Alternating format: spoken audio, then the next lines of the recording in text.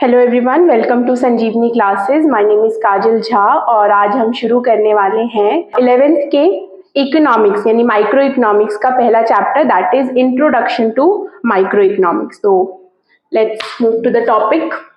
तो जैसे कि अब आप लोगों ने अपना 11th का सिलेबस शुरू किया होगा, कॉमर्स वालों के पास, आर्ट्स वालों के पास इकोनॉमिक्स जिन्होंने subject as a subject opt in किया है, तो आप लोग इकोनॉमिक्स जो पढ़ने वाले हैं तो एज अ सब्जेक्ट जब आप इसे इंटरेस्ट के साथ पढ़ेंगे और अपनी डे टू डे एक्टिविटीज़ के साथ रिलेट करके पढ़ेंगे तो आपको समझ में आएगा कि आप जो भी चीज़ करते हैं, somewhere something and everything boils down to economics. हर चीज़ जो भी इस डेमोक्रेटिक कंट्री में हो रही है या किसी भी डेमोक्रेटिक कंट्री में होती है, आप अपनी डे टू डे एक्टिविटी में जो भी करते हैं, ऑल्दो यू वर्किंग और नॉट, डजंट मैटर, जो भी आप कर रहे हैं, हर चीज़ कहीं ना कहीं इकोनॉमिक्स से रिलेटेड है। तो इसलिए अगर आप अपनी डे टू डे एक्टिविटीज़ को इकोनॉमिक्स के साथ रिलेट करके पढ़ेंगे तो आई एम श्योर कि आपको 11th में, 12th में और उसके बाद भी जब आप इकोनॉमिक्स को एज अ सब्जेक्ट कंटिन्यू करेंगे तो आपको बहुत मज़ा आने वाला है ये सब्जेक्ट पढ़ने में। तो लेट्स मूव। तो सबसे पहले है हमारे पास इकोनॉमी। अब इकोनॉमिक्स पढ़ने से पहले हमें पता होना चाहिए कि इकोनॉमी क्या होती है, वहीं से ये वर्ड इकोनॉमिक्स डिराइव हुआ है। तो when we talk about economy, तो एक इकोनॉमिक सिस्टम है, एक सिस्टम जो लोगों को क्या प्रोवाइड करता है, means to work and earn a living. So an economy is a system which provides people, यानी कि आप, मैं, people the means to work and earn a living, यानी एक income generate, earn a living यानी अपनी इनकम को generate करने के लिए कुछ भी ऐसा उन्हें मोड देता है, ऐसा मीन्स देता है ताकि वो काम कर सके और अपने लिए इनकम जनरेट कर सके जिससे उनकी रोज़मर्रा की ज़िंदगी चल सके। तो एक इकोनॉमी वही है, वही सिस्टम है जो लोगों को काम मुहैया कराता है, जिसके बदले उन्हें पैसे मिलते हैं और अपनी वो लाइफ को प्रोसीड करते हैं। तो इसीलिए अब हम कहते हैं इकोनॉमी के लिए एक टर्म, एक चीज़ जो आप और समझ सकते हैं कि ये पॉलिटिकल फ्रंटियर्स या बाउंड्रीज, इससे भी रिलेट करता है। यानी कि इकोनॉमी जो होती है वो एक देश की होती है, जैसे यूएसए की इकोनॉमी, इंडिया की इकोनॉमी, चाइना की इकोनॉमी। तो हम इकोनॉमी की बात करते हैं इन कंट्रीज को लेकर, ना कि इनकी इकोनॉमिक्स को बात करते हैं कि इंडिया की इकोनॉमिक्स क्या कहती है या इंडिया की इकोनॉमिक्स में क्या चल रहा है, ये नहीं कहते हैं।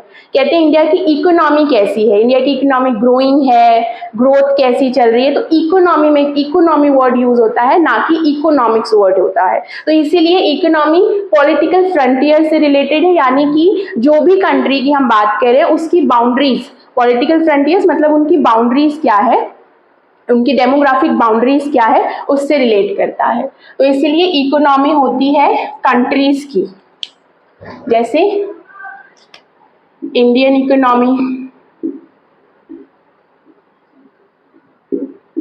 American economy and so on.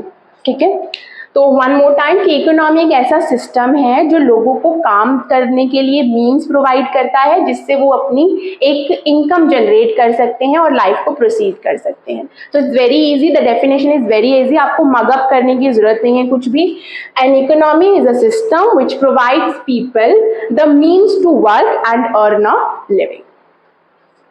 उसके बाद हम देखते हैं कि इकोनॉमिक्स क्या होता है। जब आपको इकोनॉमी समझ में आ जाएगा तो इकोनॉमिक्स समझना और इजी हो जाएगा, क्योंकि इकोनॉमिक्स एक सब्जेक्ट है, जैसे साइंस, मैथमेटिक्स, इंग्लिश, हिंदी, ये सब, बायोलॉजी, ये सारे सब्जेक्ट्स हैं। यानी कि जब सब्जेक्ट है तो किसी न किसी चीज़ की स्टडी करेंगे। तो सेम विद इकोनॉमिक्स, इकोनॉमिक्स एक सब्जेक्ट है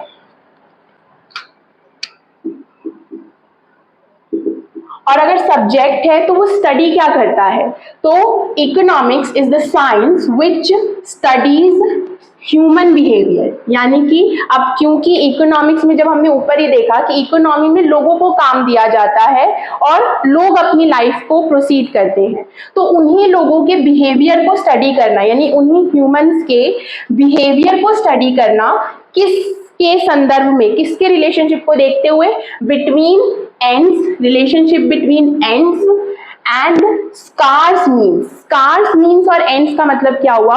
एंड्स का मतलब होता है हमारे वॉन्ट्स, जो भी हमारे ह्यूमंस के, क्योंकि इकोनॉमी है, इकोनॉमी में ह्यूमंस होते हैं, इकोनॉमिक्स भी ह्यूमन के बिहेवियर को स्टडी करती है। तो हम जब एंड्स की बात करते हैं, यानी वॉन्ट्स की, कि किस चीज की जरूरत है एक ह्यूमन को, उसके लिए बात करते हैं, तो वो भी हमारी ही वॉन्ट्स होती है। तो एंड्स मतलब वॉन्ट्स, और स्कार्स मीन्स का मतलब होता है रिसोर्सेज।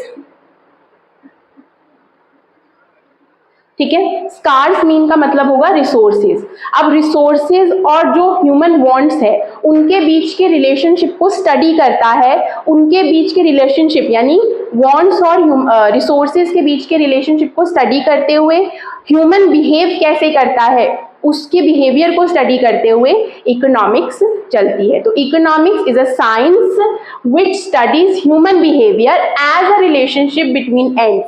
एंड्स का मतलब है human wants and needs, and scarce means का मतलब है हमारी इकोनॉमी में जितने भी रिसोर्सेज अवेलेबल है at a given period of time, वो हमारे स्कार्स मीन्स। अब स्कार्स मीन्स हम क्यों कह रहे हैं? क्योंकि हमें पता है हमारे रिसोर्सेज जो है कैसे हैं, लिमिटेड है, इसलिए हम स्कार्स कहते हैं। स्कार्स का मतलब होता है कमी। ठीक है, स्कार्स का मतलब होता है कमी, स्कार्सिटी। इसलिए स्कार्स मीन्स क्योंकि वो लिमिटेड है, जो भी रिसोर्सेज हमारे पास अवेलेबल है वो सारे लिमिटेड है, और हमारे एंड्स यानी हमारी वांट्स जो कि अनलिमिटेड है। तो उनके बीच में यानी एक चीज जो लिमिटेड है यानी हमारे रिसोर्सेज, और दूसरी चीज जो अनलिमिटेड है यानी हमारे वांट्स, उनके बीच का जो रिलेशनशिप है, उस रिलेशनशिप में एक ह्यूमन, एक इकोनॉमी में ह्यूमन कैसे बिहेव करता है उसके बिहेवियर को स्टडी करती है हमारी इकोनॉमिक्स। और ये डेफिनेशन दी गई थी रॉबिन्स के द्वारा।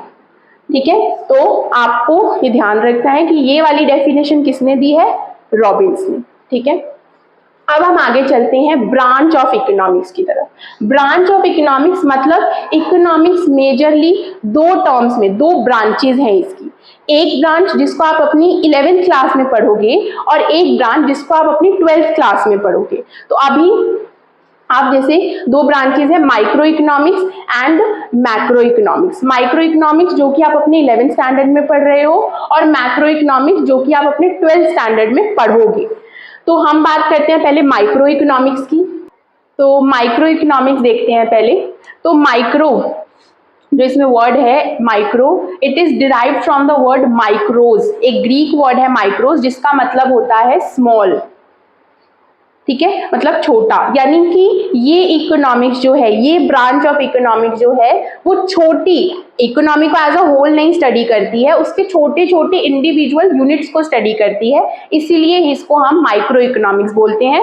Where micro means small, it is derived from the Greek word micros which means small. इसलिए this branch of economics study the individual behavior. Okay, so it is that part of economics theory which studies the behavior of individual units of an economy. यानी कि individual unit, अब वो individual unit household भी हो सकता है, यानी human भी हो सकता है, एक producer भी हो सकता है, कोई production unit हो सकती है, कोई industry, लेकिन individual होनी चाहिए, as a whole नहीं हम study करेंगे। तो एक individual कैसे behave कर रहा है जब उसकी needs जो कि अनलिमिटेड है और जो रिसोर्सेज अवेलेबल है वो लिमिटेड है, इस सिनारियो में एक इंडिविजुअल कैसे बिहेव करता है उसको हम स्टडी करते हैं अंडर माइक्रो इकोनॉमिक्स। एग्जाम्पल है इंडिविजुअल इनकम, इंडिविजुअल आउटपुट, यानी कि एक पर्टिकुलर इंडिविजुअल की क्या इनकम है, एक पर्टिकुलर प्रोड्यूसर या एक पर्टिकुलर प्रोडक्शन यूनिट कितना आउटपुट दे रही है, यानी कि कितनी सप्लाई दे रही है मार्केट में, इसको हम पढ़ते हैं। ये एग्जाम्पल हो गए माइक्रो इकोनॉमिक्स के। इसका जो मेन टूल है, माइक्रो इकोनॉमिक्स के जो मेन टूल्स हैं जिसका यूज करते हैं हम माइक्रो इकोनॉमिक्स को स्टडी करने में, which is demand and supply. Demand किसकी और सप्लाई किसकी वो हम आगे के चैप्टर्स में स्टडी करेंगे, लेकिन अभी के लिए कि मेन टूल्स जो है माइक्रो इकोनॉमिक्स के that are demand and supply. जो मेन ऑब्जेक्टिव है माइक्रो इकोनॉमिक्स का कि वो क्यों स्टडी करता है, उसका ऑब्जेक्टिव क्या है इकोनॉमिक्स को स्टडी करने का, that is it aims to determine the price of a commodity. जब हम डिमांड एंड सप्लाई इसके मेन टूल्स की तरह पढ़ेंगे तो हमें समझ में आएगा कि ये कैसे हेल्पफुल होते हैं किसी भी पर्टिकुलर कमोडिटी के प्राइस को सेट करने के लिए, उसके प्राइस को डिटरमाइन करने के लिए। इसी वजह से हम इसको प्राइस थ्योरी भी बोलते हैं। माइक्रो इकोनॉमिक्स का एक ऑल्टरनेटिव नाम होता है that is price theory. Price theory क्यों? क्योंकि इसका ऑब्जेक्टिव, मेजर ऑब्जेक्टिव ही माइक्रो इकोनॉमिक्स का होता है to determine the price of a particular commodity. और वो प्राइस कैसे डिटरमाइन किया जाता है? By using the tools demand and supply. अब ये जो कॉन्सेप्ट है माइक्रो इकोनॉमिक्स का, ये प्रोफाउंड किया गया था बाय एडम स्मिथ। इसलिए आप कई जगह देखेंगे कि एडम स्मिथ को फादर ऑफ इकोनॉमिक्स के तौर पर भी रेफर किया गया है। तो हम कह सकते हैं कि Adam Smith is the father of economics because he profounded the concept of micro economics. I hope this micro economics is clear, where in micro economics we study the behaviour of individual unit. Examples are individual income, individual output. The major objective of micro economics is to determine the price of a particular commodity by using the tools of demand and supply. That is why we also call it price theory, and this concept is propounded by Adam Smith, who we refer to father of economics. On the other side we have macroeconomics, जिसको आपको अभी सिर्फ 12th standard में as a whole subject पढ़ना है, but अभी आपको थोड़ा बहुत पता होना चाहिए कि मैक्रो इकोनॉमिक्स में जो ये वर्ड है macro, this is derived from the Greek word macros, जिसका मतलब होता है डीप या फिर बिग। ठीक है, तो मैक्रोज मतलब डीप। तो मैक्रो इकोनॉमिक्स में भी जब आपको डीप स्टडी करनी पड़ती है, यानी कि आप इकोनॉमी को आप इंडिविजुअली नहीं करोगे। इकोनॉमी पे इतने सारे अलग अलग सेगमेंट्स है, इतने सारे अलग अलग सेक्टर्स होते हैं जिसके बारे में आप आगे पढ़ेंगे। तो जो मैक्रो इकोनॉमिक्स है वो उन सबको एज अ होल पढ़ती है, ना कि अलग अलग पढ़ती है। ठीक है, तो it is derived from the Greek word macros which means deep और big. It is that part of economics theory which studies the behavior of aggregates. Aggregates का मतलब होता है total, ठीक है, या all. एग्रीगेट्स मतलब सभी, सबका समागम, सबका मिला हुआ है। Aggregates of the economy as a whole, यानी कि इकोनॉमी के जितने भी इंडिविजुअल पार्ट्स है जिसको हमने माइक्रो में पढ़ा है, उसको एज अ होल हम मैक्रो के अंडर पढ़ते हैं।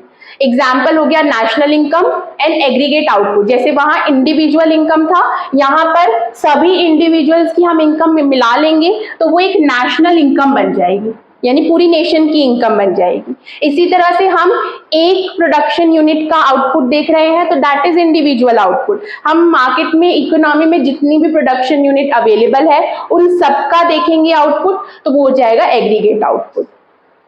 इसके जो मेन टूल्स होते हैं, जैसे वहां डिमांड और सप्लाई था, यानी इंडिविजुअल डिमांड और इंडिविजुअल सप्लाई था, यहाँ पर एग्रीगेट डिमांड और एग्रीगेट सप्लाई इसके मेजर टूल्स हैं जिसका यूज करते हुए हम माइक्रो इकोनॉमिक्स को स्टडी करते हैं। इसका एम क्या है, इसका ऑब्जेक्टिव क्या है? माइक्रो इकोनॉमिक्स का ऑब्जेक्टिव तो था कि प्राइस को डिटरमाइन करना, इसका ऑब्जेक्टिव है to determine the income and employment level of economy, यानी एक इकोनॉमी में कितना एम्प्लॉयमेंट है, यानी कितने लोगों के पास काम है और उनकी कितनी इनकम है। इसका ऑब्जेक्टिव मैक्रो इकोनॉमिक्स का ऑब्जेक्टिव यही है, एक इकोनॉमी में इस चीज को डिटरमाइन करना कि कितना एम्प्लॉयमेंट लेवल है और कितना लेवल ऑफ इनकम है। इसलिए इसको हम इनकम एंड एम्प्लॉयमेंट थ्योरी बोलते हैं। क्यों बोलते हैं? अंडरस्टूड, बिकॉज इसका ऑब्जेक्टिव ही है एक इकोनॉमी में level of employment and level of income को डिटरमाइन करना। इस कॉन्सेप्ट को प्रोफाउंड किया गया था बाय जॉन मेनार्ड कीन्स। ठीक है, आप कीन्स, सिर्फ कीन्स के नाम से भी इनको ध्यान रख सकते हैं। ठीक है, और डिटेल में हम इसके बारे में 12th स्टैंडर्ड में पढ़ेंगे। लेकिन मैक्रो इकोनॉमिक्स का जो कॉन्सेप्ट प्रोफाउंड किया गया था बाय जॉन मेनार्ड कीन्स। तो आप कह सकते हैं who is father of macro economics, John Maynard Keynes. तो आई होप आपको माइक्रो और मैक्रो इकोनॉमिक्स क्लियर है, और इसके बाद नेक्स्ट क्लास में हम और कॉन्सेप्ट देखेंगे कि कितनी अलग अलग टाइप की इकोनॉमी होती है। अभी तो हमने देखे हैं इकोनॉमिक्स के ब्रांचेस, ओके, अभी हमें देखना है इकोनॉमी कितने टाइप्स की होती है, ओके। तो don't get confuse between economy and economics. So I hope everything is clear. If you have any doubt, कोई डाउट है तो आप नीचे कमेंट सेक्शन में पूछ सकते हैं। Thank you.